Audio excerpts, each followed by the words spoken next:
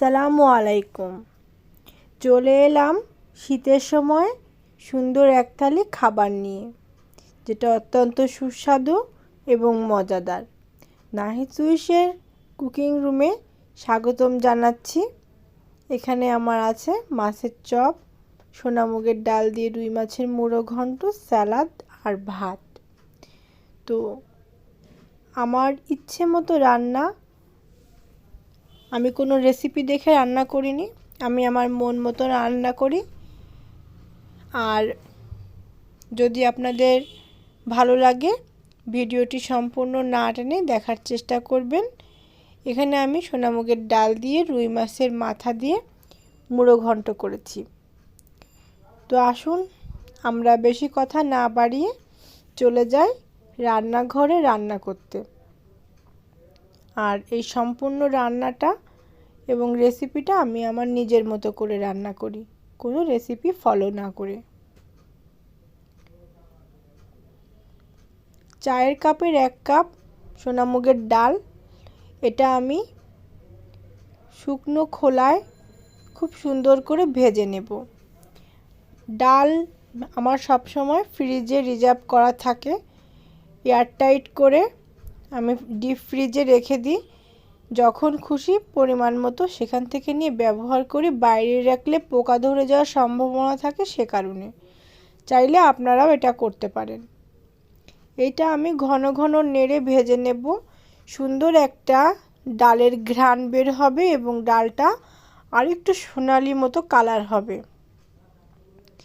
তখন ডালটা ভাজা হয়ে যাবে। ডালটা এরকম করে ভেজে নিয়ে আমি 2 রকম করি, একটা হচ্ছে ভেজে নিয়ে করি আর একটা হচ্ছে ধুয়ে তেলের উপরে ভেজে নিয়ে করি। তো আমি আজকে আপনাদেরকে ডালটা শুকনো খোলায় ভাজাটাই দেখাচ্ছি।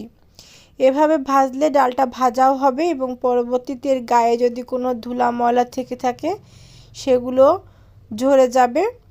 আপনি যখন পানিতে ধুয়ে নেবেন ঠিক সে সময় ময়লাগুলো গা থেকে খুব সুন্দর করে পরিষ্কার হয়ে পড়ে যাবে, ডালটা ক্লিন হয়ে যাবে। এবার একটি কড়াইতে আমি সামান্য তেল দিয়ে নিয়েছি। মাছের মাথাটা একটু বড় ছিল, যাতে মাথায় প্রচুর পরিমাণের তৈলাক্ত অংশ ছিল। তো এটাকে আমি টুকরো টুকরো করে ভেঙে নিয়েছি, কেটে নিয়েছি। নিয়ে কিছুটা লবণ এবং হলুদ দিয়ে মাছটা আমি নাড়াচাড়া করে খুব ভালো করে ভেজে নেব। যেহেতু আমি মুগ ডাল রান্না করছি মাছের মাথা দিয়ে, এটাকে মুড়ো ঘন্ট বলে। তো এই অনেকেই আছে কষানো মাছ পছন্দ করেন, আমরা কষানো মাছ খাই না, সেজন্য আমরা এটাকে ভেজে নেব। যদি আপনারা কষানো খেয়ে থাকেন তাহলে অবশ্যই মশলা কষিয়ে তার ভেতরে কাঁচা মাছের মাথাটা দিয়ে ভালো করে কষিয়ে তারপর ডাল দিবেন। তো প্রথমে আমি মাছের মাথাটা যতদূর সম্ভব একটু কড়া করে ভাজার চেষ্টা করেছি, কারণ এতে প্রচুর তেল আছে, এজন্য কড়া করে ভাজা হলো না। নরম নরম করে ভাজলে কিন্তু ডালের সাথে মিশে যাবে, কাটা ছাড়া কিছুই পাওয়া যাবে না ভেতরে। তো মাথাগুলো কড়া করে ভাজা হয়ে গেলে আমি একটা পাত্রে তেলটা ছেঁকে তুলে নেব। বাকি যে তেলটা থাকবে ওই তেলটার মধ্যে আমি এখানে 1/4 কাপ পেঁয়াজ কুচি দিয়েছি, বা তার একটু সামান্য কম হবে। এটা আপনারা চাইলে দিতে পারেন, না চাইলে না দিতে পারেন। এটা আমি বেরেস্তার বদলে করেছি। আমার উচিত ছিল এখান থেকে কিছুটা বেরেস্তা উঠিয়ে রাখা, যাতে করে আমি উপরে ডেকোরেশন করতে পারি, কিন্তু আমার মনে ছিল না। আমি পুরো পেঁয়াজটা ভেজে নিয়েছি। পেঁয়াজটা যখন একটু হালকা ব্রাউন মতো হয়ে যাবে ঠিক সেই সময় আমি এখানে কিউব করে কেটে রাখা একটা মাঝারি সাইজের আলু দিয়ে দেব। আলু ছাড়া কোনো তরকারি, কোনো খাবার, কোনো ভাজি, কোনো কিছু আমি চিন্তাই করতে পারি না। আলু আমার এত ফেভারিট, সব কিছুর মধ্যে আমার আলু থাকা চাই। আপনাদের জন্য এটা অপশনাল, আপনারা চাইলে না দিবেন। আর আমি রান্না করছি সাদা তেলে, চাইলে আপনারা সরিষার তেল ব্যবহার করতে পারেন, তাতে করে এই মুড়ো ঘন্টার একটু অন্যরকম ফ্লেভার আসবে। এই আলু ভাজার সাথে পেঁয়াজটা কিন্তু আরেকটু ব্রাউন করে ভাজা হচ্ছে, মানে ওটার যে বেরেস্তার করার দরকার ছিল সেটা কিন্তু হয়ে যাচ্ছে। এর মধ্যে আমি 8-10টা গোলমরিচের গুঁড়া না, আস্ত গোলমরিচ ফ্লেভারের জন্য, আস্ত 4-5টা লবঙ্গ, 2টা এলাচ ফেটানো আর তেজপাতা চিড়ে দিয়ে দেব। দিয়ে আরেকটু সময় আমি ভেজে নেব।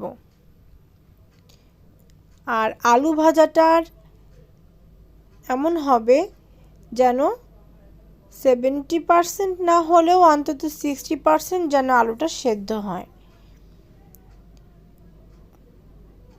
আর দিয়ে দেব 2টা দারচিনি, 1 ইঞ্চি সাইজের 2টা দারচিনি। মাছের মধ্যে গরম মশলা অনেকেই মনে করবেন এটা আসলে কোনো ব্যাপার না, জাস্ট খাবারটার মধ্যে একটা শাহি ফ্লেভার আনতে, টেস্ট আনতে এটা আমরা করে থাকি। আর এর মধ্যে দিয়ে দেবো আদা বাটা এবং রসুন বাটা 1 চা চামচ করে, দিয়ে এটাকে এবার ভালো করে কষিয়ে নেব। সামান্য একটু পানি দিয়ে নিয়েছি, না চিটপিট করে ছিটছিল, অল্প সামান্য পানি দিয়েছি। আর যেহেতু মাছ ভাজার সময় আমি এখানে হলুদ দিয়েছিলাম, তাই এখানে আমি আবারও একটু হলুদ দেব। আর দেব ঝালের গুঁড়া 1 চা চামচ হলুদের গুঁড়া, এবং ঝালের গুঁড়া দিয়েছি 1.5 চা চামচ। তো এটা দিয়ে ভালো করে আমি আলুটাকে নেড়ে চেড়ে একটু কষিয়ে নিচ্ছি। যদিও এর গাঢ় পানিটা শুকিয়ে গেছে, আবার একটু সামান্য করে পানি, এই পানিটা একটু গরম গরম পানি হলে ভালো হয়, রান্নার স্বাদটা আরও সুন্দর হয়। এবার দিয়ে দেব পরিমাণ মতন লবণ। আপনারা লক্ষ্য করে থাকবেন, যখন খাবারে আপনারা ভুলবশত লবণ না দিয়ে রান্না করবেন, তখন দেখবেন খাবারের ফ্লেভারটা কিন্তু বের হয় না। এই সাথে দিয়ে দিলাম জিরা এবং ধনের পাউডার একসাথে করে 1 চা চামচ। এবার সে ভেজে ধুয়ে পরিষ্কার করে রাখা ডালটা আমি এর মধ্যে দিয়ে দেব। দিয়ে এখানে আমি খুব বেশ করে এটাকে কষিয়ে নেব। ডালের সাথে গায়ে যে পানিটুকু ছিল সেটুকুও থাকবে না, এত সুন্দর করে কষিয়ে নেব। কষানোটা যত মজার হবে, যত সময় নিয়ে হবে, যত ভালো হবে, রান্নার স্বাদটা কিন্তু তত সুন্দর আসবে। রান্না একটা আর্ট, আপনি মনের মাধুরী মিশিয়ে রান্না করবেন, আপনার রান্না অনেক ভালো হবে। আর যদি মনে করেন কোনো রকম পেটে ভাতে খেলেই হলো এরকম করে রান্না করবেন, তবে সে রান্নাটা একদমই আলাদা। পাশের চুলায় আমি পানি গরম দিয়ে রেখেছি, এখানে আমি গরম পানি দেব। আমার এখানে ডাল 1 কাপ, এখানে আমি আমার আন্দাজ না, আমি মেপেই দিয়েছি 3 কাপ পানি। আমার মনে হলো যে ডালটা সম্পূর্ণ সিদ্ধ হতে 3 কাপ লাগবে। প্রথমে আমি অল্প দিয়েছিলাম, 2 কাপ দিয়েছিলাম, কিন্তু পরে আমার মনে হয়েছিল যে না, 2 কাপ পানিতে ডালটা সিদ্ধ হবে না, সো আমি 3 কাপ পানি দিয়েছি। এবং আমি দেখলাম এই মেজারমেন্টটা একদম ঠিক। মিডিয়াম টু লো আছে পুরো রান্নাটা আমি করব ঢাকনা দিয়ে, এবং মাঝে সাঝে আমি একটু নেড়ে দেব, কিন্তু বেশি নাড়া যাবে না, যাতে তলায় লেগে না যায়, সেজন্য একটু হালকা করে নাড়া দেওয়া হবে। কিন্তু বেশি নাড়লে ডালটা গলে যাবে। আমরা যে মুড়ো ঘন্ট করব, এর ডালটা যেন আস্ত থাকে সেদিকে লক্ষ্য রাখতে হবে।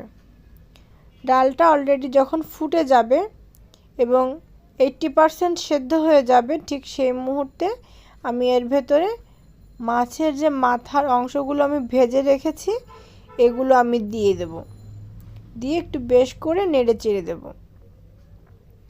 আমার রান্নাটা যদি আপনাদের ভালো লেগে থাকে তাহলে একটা সাবস্ক্রাইব করবেন, বেল আইকনে ক্লিক করবেন, সম্পূর্ণ ভিডিওটি দেখবেন না টেনে, এবং আমার রান্নার ভালো বা মন্দ যাই হোক সেটা আমাকে কমেন্ট বক্সে জানাবেন। আর আপনারা কোন প্রসেসে রান্না করেন সেটা যদি ব্যতিক্রম হয়ে থাকে আমার সাথে শেয়ার করবেন, আমিও কখনো সেই রান্নাটা করে দেখাবো। তো ডালে যেটুক পানি থাকবে এই পানিটা কিন্তু পরে ডাল শুষে নেবে। আলু ডাল এগুলো কিন্তু পরে পানি টেনে নেয়, তাই একদম শক্ত করে রান্না করবেন না, একটু ছলছলে রাখবেন যেন পানিটা টানতে পারে। একেবারে শেষে যে আমি এখানে কিন্তু 1 চা চামচ ভাজা জিরার গুঁড়া ব্যবহার করব এবং কাঁচা ঝাল 5-6টা, মোটা মোটা ঝালগুলো 4টা করে ফালি করে পুরো চিরবো না, দিয়ে দেব। আর চা চামচের কোয়ার্টার চামচ চিনি দেব, ঠিক আছে, সামান্য টেস্টের জন্য। এটা আপনারা অ্যাভয়েড করতেই পারেন। দিয়ে টেস্ট করে দেখব যে সেদ্ধ হয়েছে কিনা আর লবণটা ঠিক আছে কিনা। তারপর কিছুক্ষণ দমে রাখা হবে। কিছুক্ষণ দমে রেখে তারপরে আপনাদেরকে খুলে দেখানো হচ্ছে।